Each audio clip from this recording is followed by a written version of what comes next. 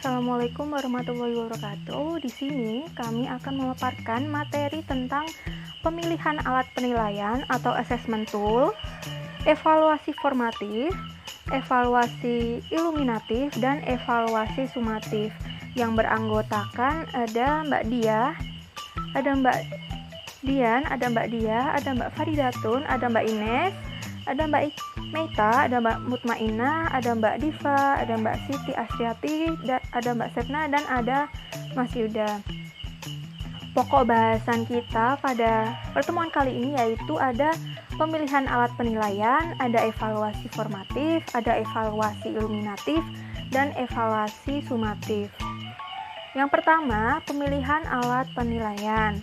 Penilaian atau asesmen sendiri itu adalah penerapan dan penggunaan alat penilaian untuk memperoleh informasi tentang hasil belajar peserta didik atau ketercapaian kompetensi peserta didik.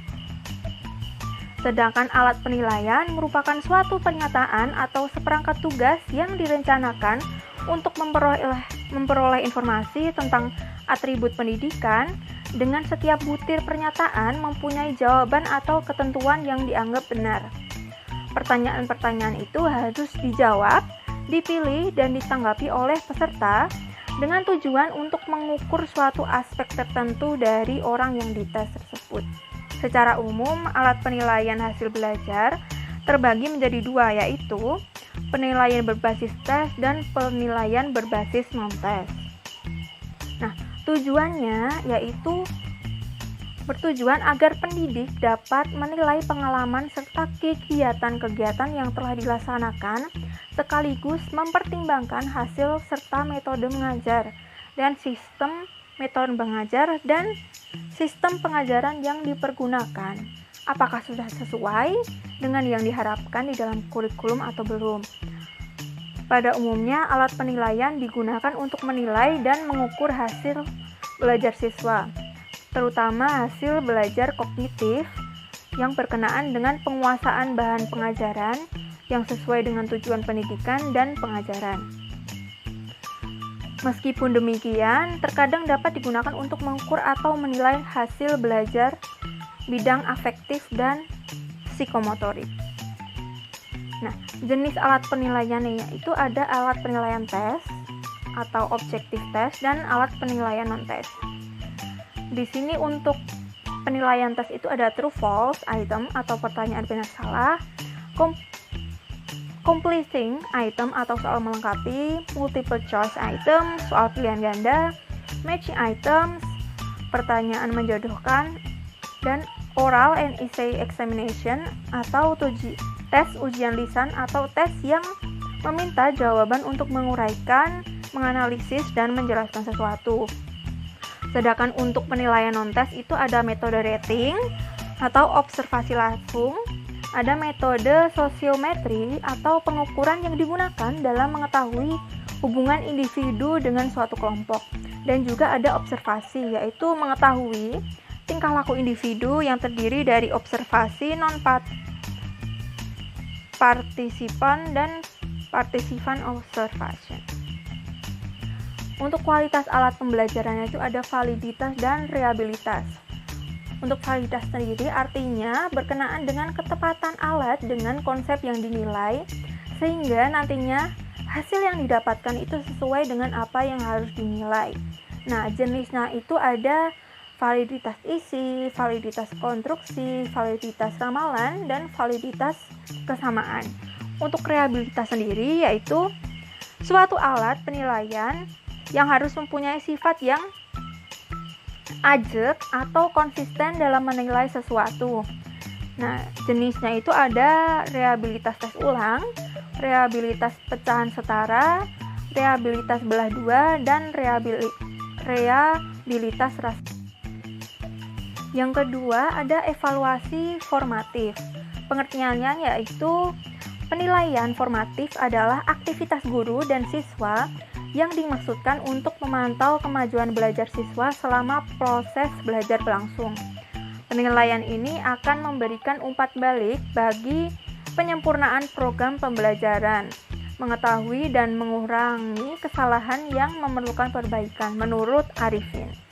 dalam penilaian formatif melibatkan proses mencari dan menginterpretasikan bukti-bukti yang digunakan siswa dan guru untuk memutuskan posisi siswa dalam pembelajarannya, kemana siswa perlu melangkah, dan bagaimana cara terbaik untuk mencapainya. Keberhasilan penggunaan ini sangat bergantung pada kemampuan guru mengorganisasi siswa dalam pembelajaran. Dalam evaluasi formatif, terdapat 5 faktor kunci yang dapat meningkatkan pembelajaran melalui penilaian formatif.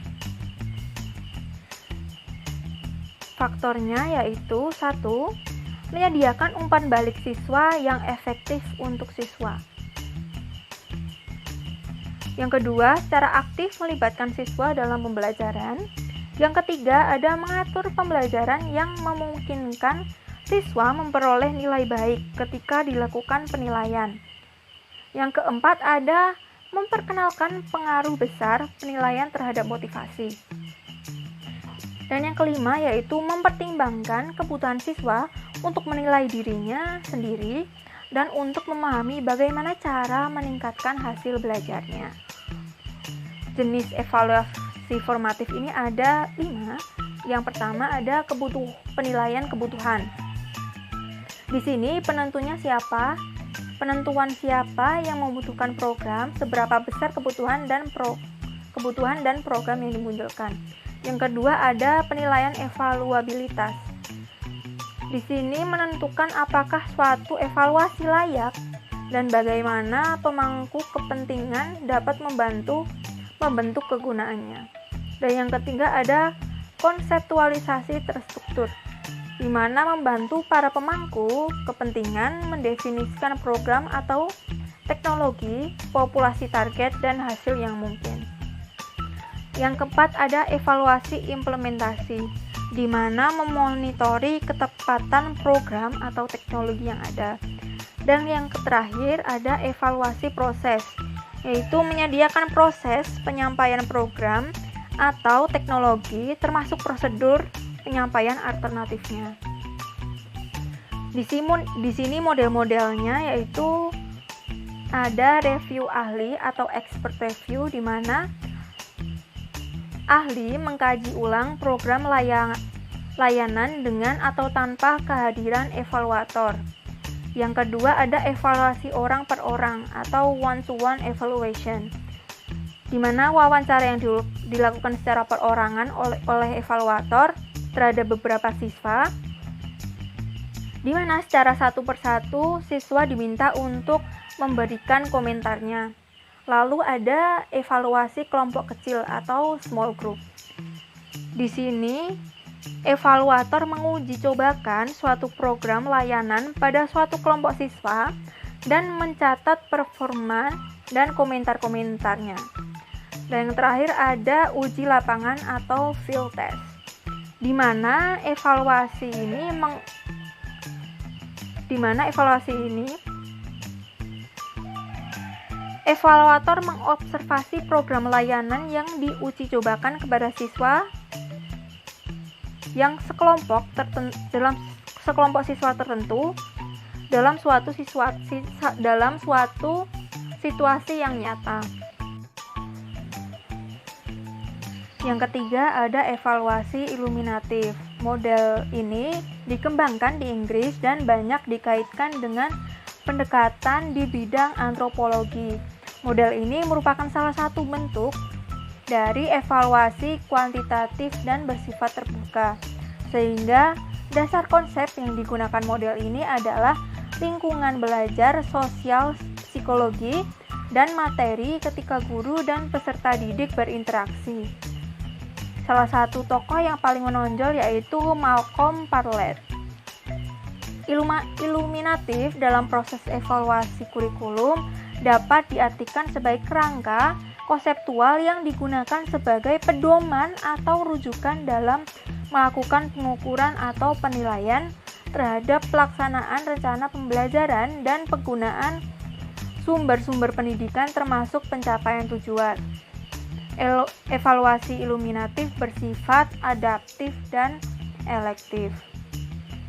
Langkah-langkahnya yaitu pertama, observasi, yaitu mengamati kegiatan yang berlangsung dalam berbagai lembaga pendidikan yang didukung oleh wawancara, kuesioner, tes, dan studi dokumenter.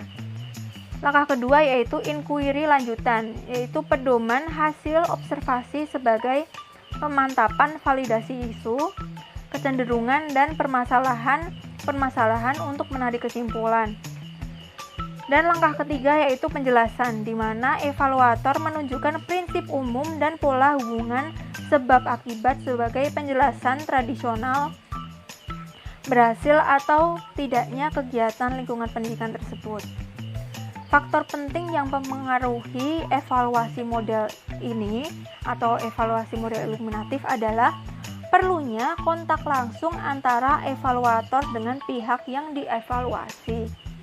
Hal ini disebabkan oleh model iluminatif menekankan pada pentingnya menjalin kedekatan dengan orang dan situasi yang sedang dievaluasi agar dapat memahami secara personal realitas dan hal-hal rinci tentang program yang sedang dikembangkan. Keunggulannya yaitu pandangan yang holistik dalam evaluasi, menekankan pentingnya dilakukan penilaian yang kontinu selama proses pelaksanaan pendidikan yang sedang berlangsung. Jarak antara pengumpulan data dan laporan hasil penelitian cukup pendek.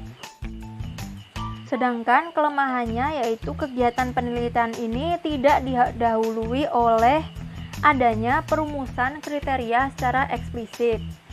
Objektivitas penelitian yang dilakukan perlu dipersoalkan. Adanya kecenderungan untuk menggunakan alat penilaian yang terbuka, dalam arti kurang spesifik dan terstruktur. Tidak menekankan pentingnya penelitian terhadap program-program bahan-bahan kurikulum selama bahan-bahan tersebut disusun dalam tahap perencanaan. Konsep dasarnya yaitu evaluasi iluminatif itu dibagi menjadi sistem instruktur dan lingkungan belajar. Dan lingkungan belajar dibagi lagi menjadi observasi, inquiry lanjutan, dan usaha penjelasan yang sudah dijelaskan pada bagian sebelumnya. Lalu yang keempat ada evaluasi sumatif. Evaluasi sumatif adalah evaluasi yang dilakukan setelah sekumpulan program pelajaran selesai diberikan. Dengan kata lain, evaluasi yang dilaksanakan setelah seluruh unit pelajaran selesai diajarkan. Tujuannya yaitu untuk menentukan nilai yang melambangkan keberhasilan peserta didik setelah mereka menempuh program pengajaran dalam jangka waktu tertentu. Fungsinya yaitu untuk menentukan angka kemajuan atau hasil keberhasilan peserta didik. Manfaat dari evaluasi sumatif ini yaitu untuk menentukan nilai, untuk menentukan seseorang anak dapat atau tidak mengikuti kelompok dalam menerima program berikutnya. Yang ketiga, untuk mengisi catatan kemampuan siswa. Pada evaluasi sumatif sendiri, waktu pelaksanaannya itu pada akhir program pengajaran.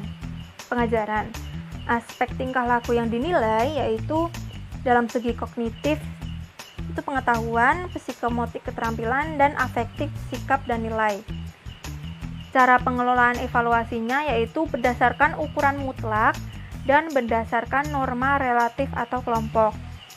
Pendekatan yang digunakan yaitu penilaian yang bersumber pada kriteria mutlak dan penilaian yang bersumber pada norma relatif atau kelompok.